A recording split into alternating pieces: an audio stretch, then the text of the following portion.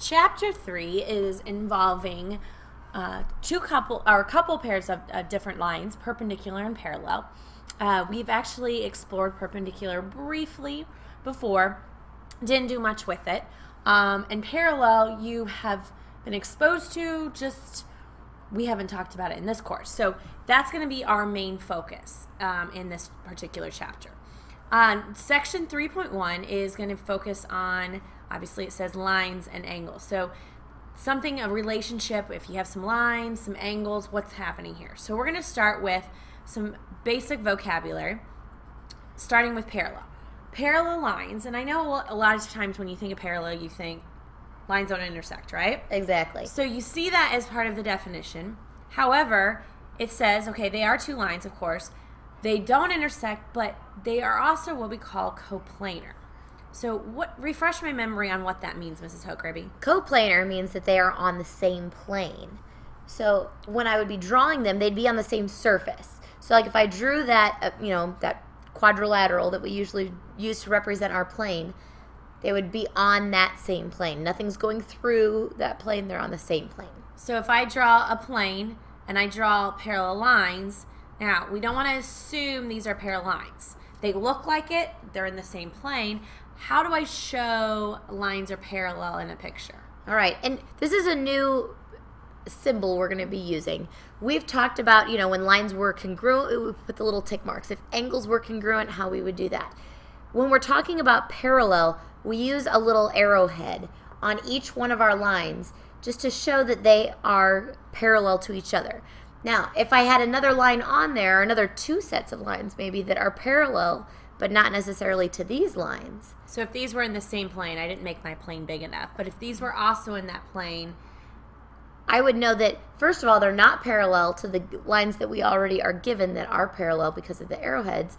But if I put maybe two arrowheads, like Mrs. Palermo just did, then we would know that that would say that they're parallel to each other, but not to the original ones. So kind of similar to the tick marks with congruent. Exactly. It means parallel. So don't get confused and think that means congruent, because lines can never be congruent. So we want to keep that in mind.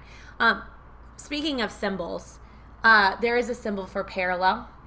Instead of writing out the word parallel every single time, what you're going to use, and you guys have maybe seen this before, so the symbol of it kind of looks like an 11, but to make it not look like an 11, we usually put it kind of tilted a little bit, side or slanted. Your book is going to have it straight up and down 11, but it's going to be noticeable that it's not 11. That means parallel. So anytime you see the word parallel or this symbol, think about coplanar lines that don't intersect. Now, if you read the next definition, this is exactly why this idea of coplanar. So if you're thinking, what's the point of that part of the definition? If you look at skew lines, it says these are, again, two lines that are not coplanar this time. So not in the same plane. Not in the same plane, but again, don't intersect. So it has, notice these have the same part of the definition, but what makes them different is parallel are in the same plane, skew lines are in different planes. Okay. And that picture that we have on there, you can really easily see that the lines, the part of the plane that those lines are on, are not the same. So this line and this line are on different planes, but are not intersecting. So that's why. We're going to try to show some good visual of this tomorrow. These are kind of hard, especially skew lines are hard to get a visual of because three-dimensional is a little easier to see it. On two-dimensional surface, it's hard to do. Exactly. And we don't have three-dimensional computers to do that either. Yeah. So parallel planes, it says these are two planes. So again, this two idea. And again, don't intersect. So this all these definitions are talking about never intersecting. So this is a good visual of this. So a good example of this would be what, Mrs.? Oh, like the floor and the ceiling. They're parallel planes. They're surface. You can think of a plane kind of like that surface. They're two surfaces, but they're never going to intersect as long as your builder did a good job. Yeah, hopefully. Yeah. All right, so this next slide is going to show you some maybe examples of this. All right, and as you take a look at this first example, notice that, or this first picture really, we have three lines on there. And right now, I don't have anything marked. And if I want to be talking about, like I see some lines on there, and I'm guessing that you guys probably see it too, that look parallel. Mrs. Palermo, what lines appear to be parallel? Well, line B and C look like they're parallel, but we can't really say they are because, one, they didn't tell us. Two, there's not those little arrowheads that you were talking about. Exactly. So we couldn't really say anything about B and C the way that they're drawn. Now, I'm going to go ahead and add the arrowheads just because I wanted to have that conversation before we get started. But if I had added those arrowheads, now what can I state? I can say line B is parallel to line C. Now, that doesn't mean you can just make lines parallel yourself. Right. So don't add little parallel arrowheads to show that. Unless you're given that they were parallel. Exactly. Okay.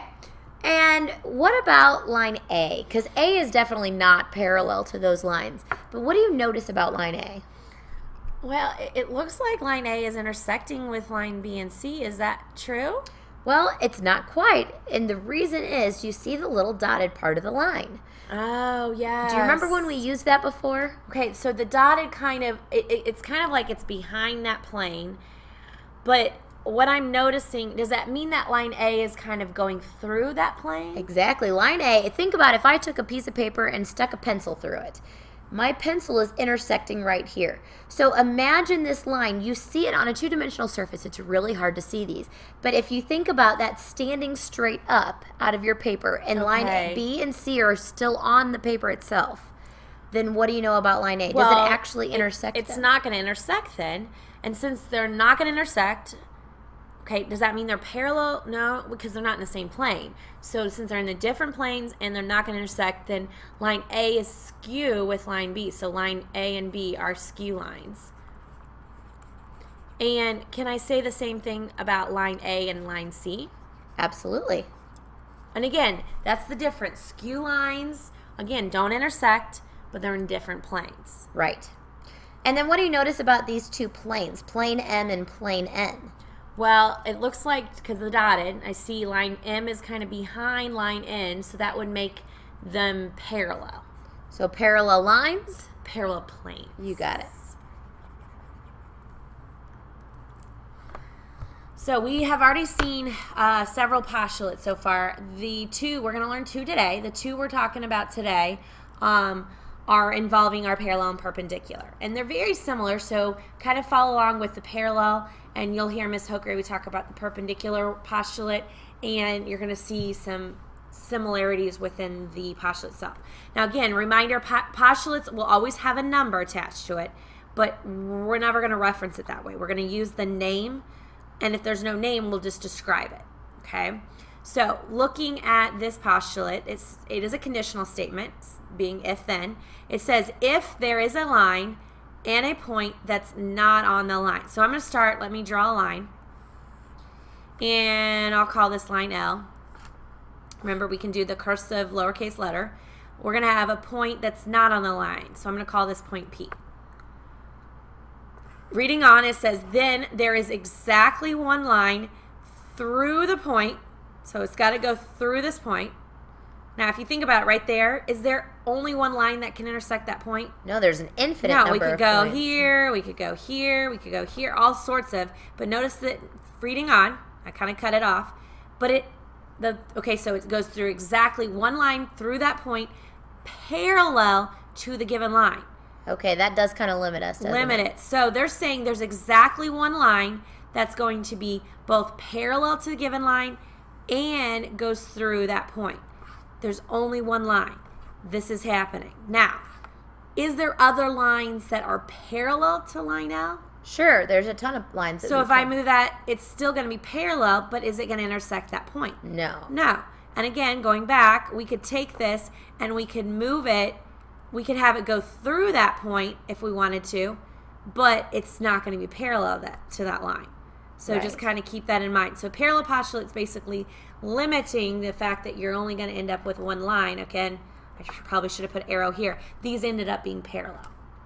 All right. The perpendicular postulate is a very similar idea, but now we're going to be talking about lines that are perpendicular. So in this one, it says there is, again, exactly one line. There is a line and a point on the line. Start off with what we're given. If we have a line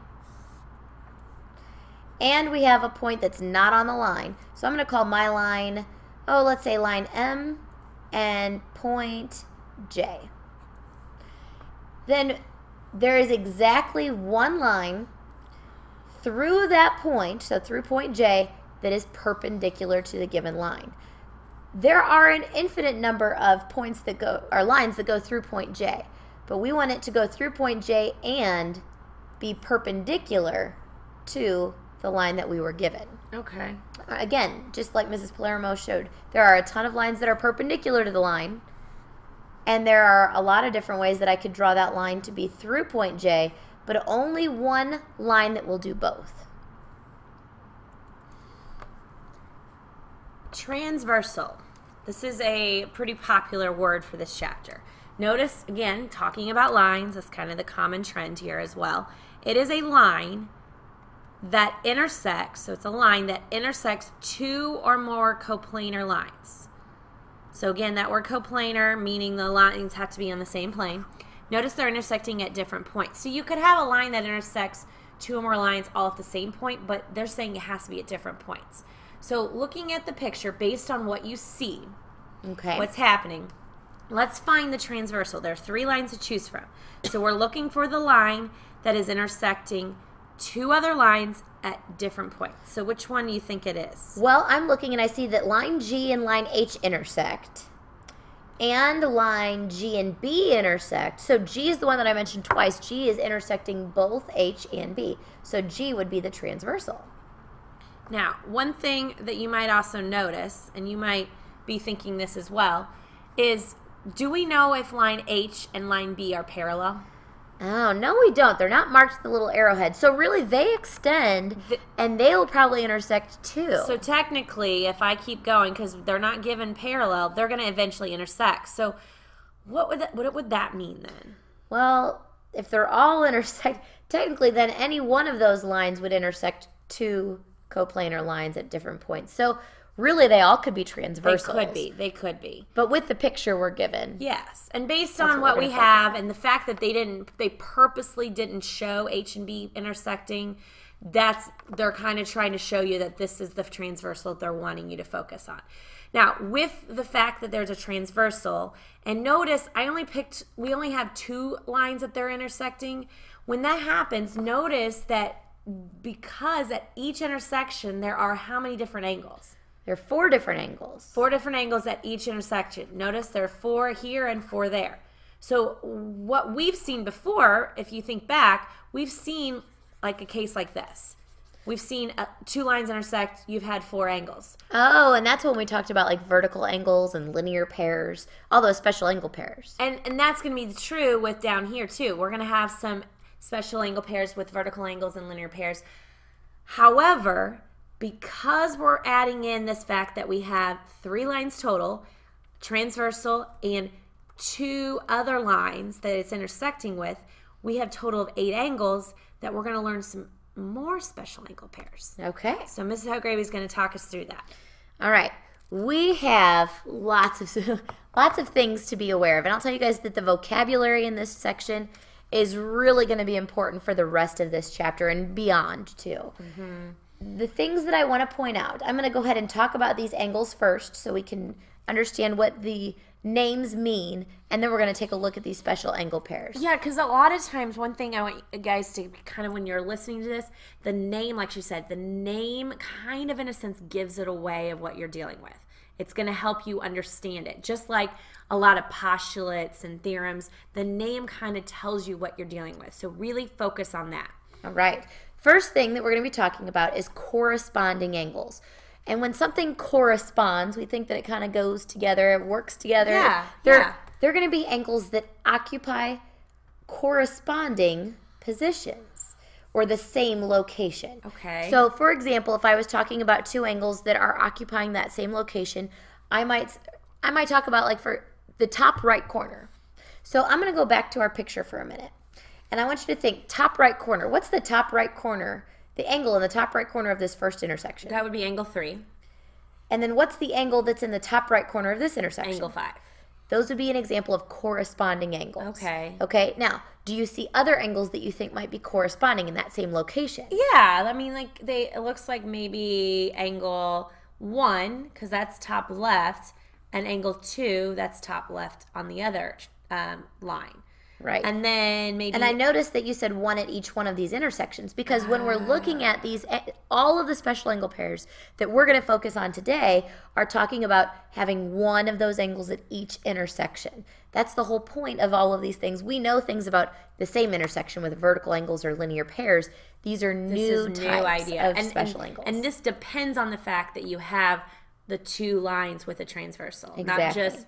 So 3 lines total. Right. I think also corresponding would be like angle 4 and angle 6. 4 and 6 would be corresponding. And then angle 8 and angle 7. Angle 8 and angle 7. So same location, Okay. all right? That's the whole idea of corresponding angles. Now, the next one, we've got alternate exterior angles. Notice the names of these: alternate exterior, alternate interior, consecutive interior, consecutive exterior. We're reusing these words a lot, so I want to make sure we understand what they mean. For alternate exterior, they're 2 angles that lie outside of the 2 lines on opposite sides of the transversal. Okay, I'm seeing the exterior goes along with that outside the 2 lines. You got it. So then the consecutive exterior is going to probably say something about outside the 2 lines down below, You too. got it. In fact, if we look down below, consecutive exterior, they lie outside the 2 lines. Okay, that makes sense. The first part, the alternate, though, that tells us what part of the transversal we're going to be looking at. Okay. So this first thing says alternate, opposite sides, alternating sides of that transversal. So where else do you see an alternating sides? Then the one right below It it. says alternate interior. They're also on opposite sides of the transversal. Then when we talk about alternate interior angles, we said exterior was outside of the 2 lines. What do you think the interior part of that's going to be? That would be inside the 2 lines. Inside the 2 lines. In fact, we have a consecutive interior here. That's also going to be In between or inside. in between or inside the 2 lines. Okay. Okay, now, a new word that we haven't talked about is consecutive. We've seen this word like when we talk about consecutive numbers right in a row. Consecutive in terms of the special angles that we're going to be talking about are going to be kind of right in a row along the transversal on the same side of the transversal. So that's going to be our idea with same side of the transversal. Now, I'm going to go back to our picture. And let's start with alternate, in fact, what was the one that we started with? Alternate exterior angles. So I want you to think for a minute. They're going to be on opposite sides of the transversal. Okay. And they're going to be exterior, so outside of the 2 lines that we're given. So now I'm talking about line H and line B. We want them to be outside So of that'd the be 2 angles lines. 1, 3, and 6 and 7 are all outside. They're all outside, exactly.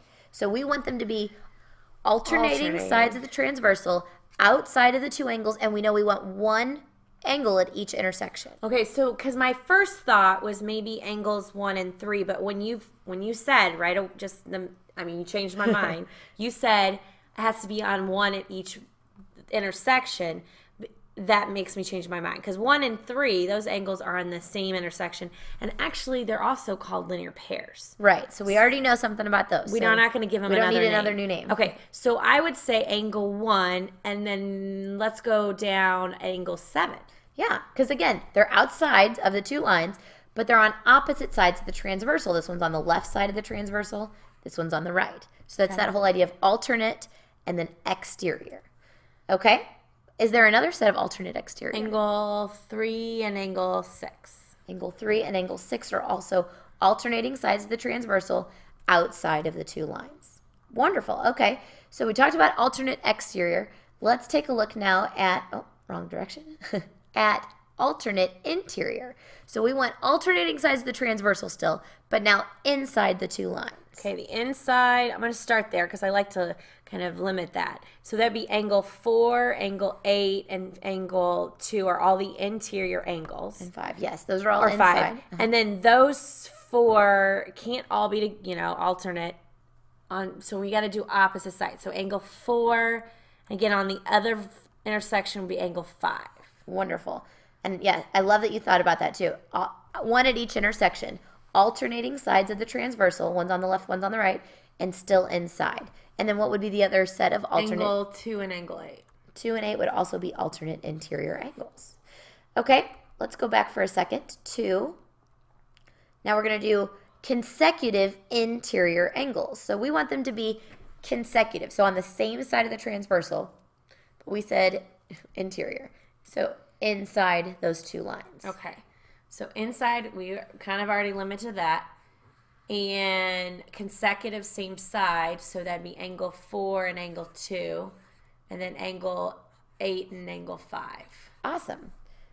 And then for the last that we did consecutive interior. Now let's talk about consecutive exterior. So now we're going back to the outsides of those two lines. So that would limit us to angles 1, 3, 7, 6, and 7. So consecutive same side. So angle 1 and angle 6, and angle 3 and angle 7. Absolutely. One thing I want you to notice, though, with the angles that we kind of have come up with here, that when we were looking at corresponding angles, we had circled a lot. Because when you're looking at corresponding angles, you know that we're not limited to the exterior or to the interior. We're talking about everything that's in the same location. So consecutive or corresponding angles, you're going to have more pairs of corresponding angles than you will with any other one of these different sets. Because if you think about it, with corresponding angles, I've got 8 angles to work with. When I'm talking about just exterior or just interior, I'm narrowing it down to just 4 different sets of angles. That makes sense. All right, so let's try another kind of picture and just start naming some angles based on these types of special angle pairs. And again, there's linear pairs and vertical angles in this picture, but we're dealing with the new stuff. So let's list all the pairs of angles that we see that involve corresponding. So I'm just going to write, you tell me what you think. Okay, corresponding, same location. So I'm thinking 7 and 3 are in the same location, top left corner. Angle 6 and 2 are in the top right corner. And then angle 8 and 4 are in that bottom left corner. And then 1 and 5 are in the bottom right corner. And again, notice she's saying angle 1 and angle 5. But if you just put 1 and 5, you're just listing 2 numbers. So make sure you understand that. I want to make a little note again. She's saying same location. And I like how, Miss Hogravy, you're saying, okay, top left. Okay, so angle 7 and angle 6. Or angle 7 and angle 3 are top left. All right, moving on, alternate interior. Okay, so alternate interior. And I liked how you narrowed it down first. So interior means ends between those 2 lines. So I know that I'm limiting it to either 6, 5, 3, and 4. And I want alternating sides of the transversal. So I'm going to say angle 6 and angle 4 would be alternating sides of the transversal, but they're in the interior, and angles 5 and angle 3. Good job. Okay. All right, moving on, alternate exterior. Same idea with alternating sides of the transversal, but now we're looking at outside of the 2 lines. So I'm looking at either 7 and 8 or 1 and 2 and combining those. So I'm going to say angle 7 and angle 1 because they're alternating sides of the transversal, and then angles 8 and angle 2. Perfect. Now we're moving to consecutive, but notice again we have interior and exterior, so we're limiting like you've been talking about. So let's talk about consecutive, and another way of thinking consecutive would be same side of the transversal. Yeah, same side in a row. All right, so consecutive, same side, interior. Okay, so 6 and 3 are both in the interior and they're on the same side of the transversal, and angles 5 and 4. All right, so same side or consecutive. Sometimes I've seen this in other books. They call them same side interior, same time exterior. This book uses consecutive. So same side, consecutive, exterior. So. Okay, so now going outside the 2 lines, we're going to talk about angle 7 and angle 2, and angle 8 and angle 1.